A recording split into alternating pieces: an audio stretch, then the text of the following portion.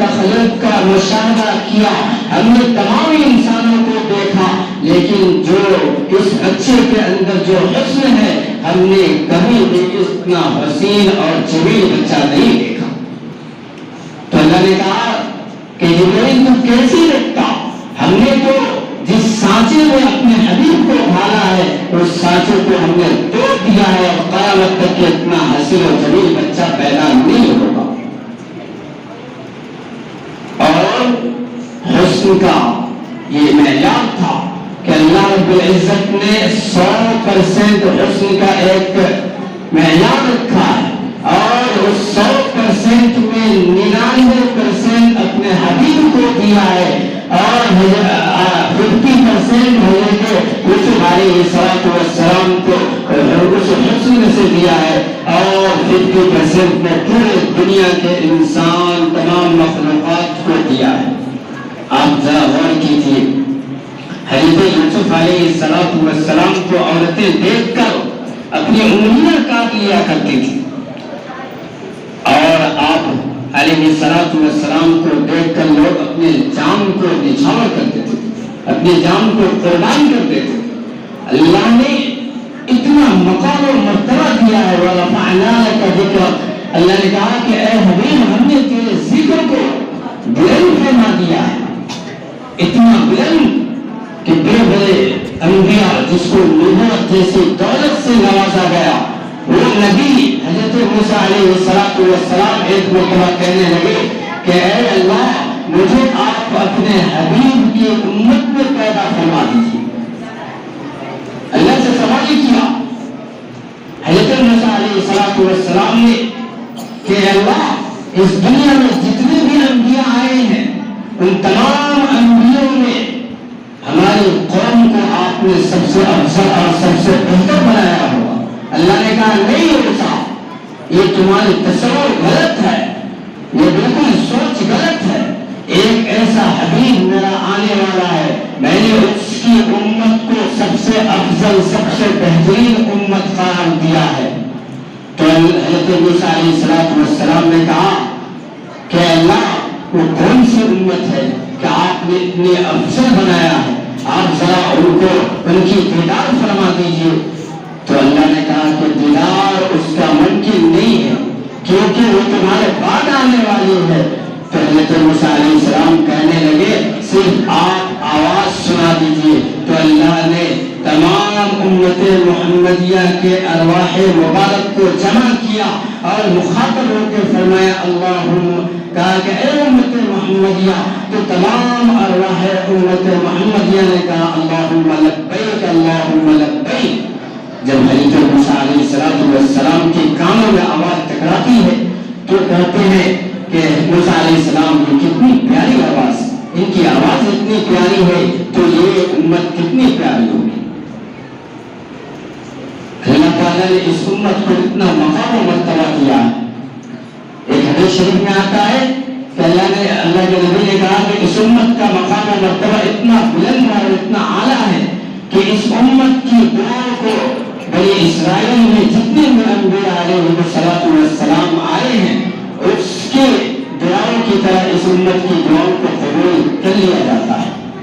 اتنا مقام و مرتبہ اللہ نے عطا فرمایا۔ اللہ نے اپنے حبیب کو دنیا میں سب سے بہترین اور سب سے اعلیٰ بیان فرمایا۔ اللہ نے دنیا میں اتنی چیزوں کو پیدا فرمایا، اتنی چیزوں کو دنیا میں تخلیق میں لایا، لیکن کسی چیز پر اللہ نے احسان نہیں جتایا۔ اللہ نے سجر و حجر کو پیدا فرمایا، زمین و آسمان کو پیدا کیا، جانوروں، حیوانوں، انسانوں، نباتات، جمادات، الفاظ دنیا کی تمام چیزوں کو پیدا فرمایا، لیکن آپ دیکھیں گے کہ کسی جگہ پر اللہ نے احسان جتایا نہیں اس چیز کی تخلیق پر، لیکن ایک چیز ہے جس کی تخلیق پر اللہ تعالیٰ نے فرمایا لقد من اللہ علی المؤمنین اذ بعث فیہم رسولا، کہ اللہ تعالیٰ نے جب اللہ نے اس نبی کی تخلیق فرمائی ہے، اللہ نے جب دنیا میں اس نبی کی بعثت فرمائی ہے تو لوگوں پر احسان، ایمان والوں پر احسان جتایا۔ لقد من اللہ علی المؤمنین اذ بعث فیہم رسولا، اللہ تعالیٰ نے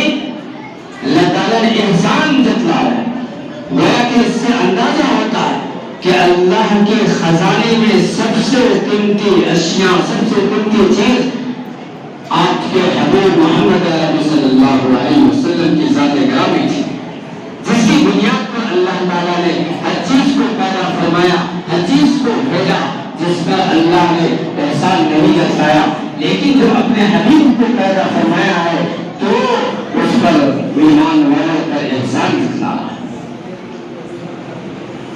اللہ کے نبی کا مقام و مرتبہ بہت ہی بلند ہے۔ یہ آج کے دور میں بہت سے بدعات خرافات پیدا ہو چکے ہیں۔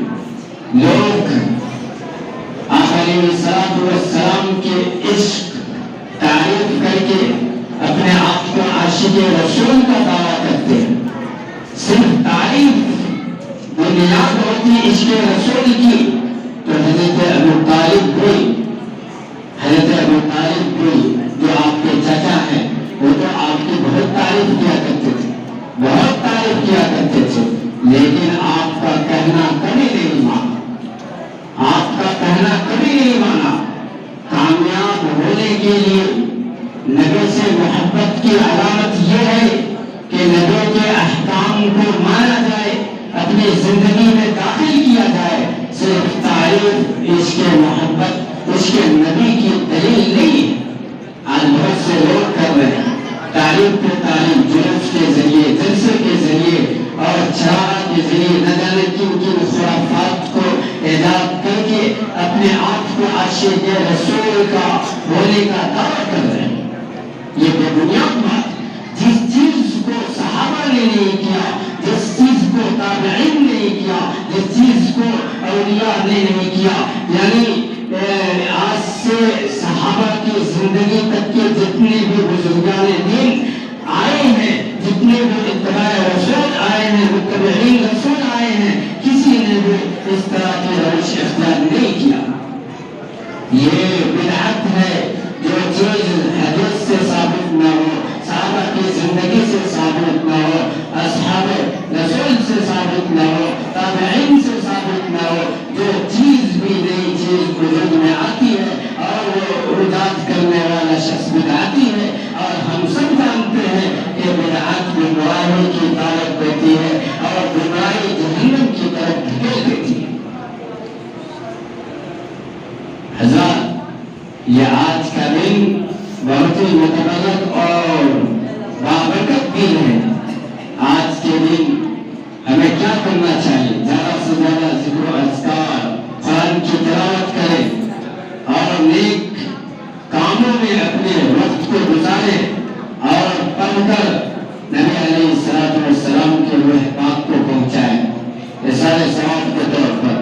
یہی عمل ہے۔ اس کے علاوہ جو بھی اعمال ہیں وہ سب بالکل بے بنیاد ہیں۔ جو لوگ بھی کرتے ہیں ان کو اس چیز کا